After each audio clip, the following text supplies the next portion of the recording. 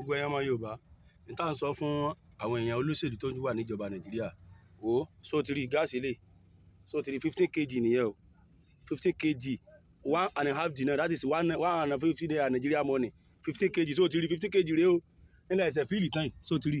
company tí wọ́n ti ń fíìlì ẹ̀ sóòtìrí 15 kg 150 naira Nigeria money sóòtìrí èrò lọ́pọ̀ ìsóòtìrí company ni tá à ń sọ fún yín ẹ̀yin tẹ́ ń jẹ́ ń bí olóṣèlú tẹ́ mọ̀ bú àwọn èèyàn tẹ́ máa sọ pé ìjọba ò dáa nítorí kẹ́sẹ̀ ẹ̀ nífẹ̀ẹ́ ìjọba nítorí kẹ́sẹ̀ ní pé kẹ́ mọ̀ bí nǹkan ó ṣe di aráàlú lọ́rùn ẹ̀ nífẹ̀ẹ́ ìjọba o ẹ̀yin tẹ́ ń bú gbogbo àwọn èèyàn ẹ̀ nífẹ̀ẹ́ ìjọba rárá sóòtìrí àjọba fíìlì gáàsì ni sóòtìrí 150 naira Nigeria money sóòtìrí company yẹn ni sóòtìrí tó bá wù yẹn ẹgbọ́n tá à ń sọ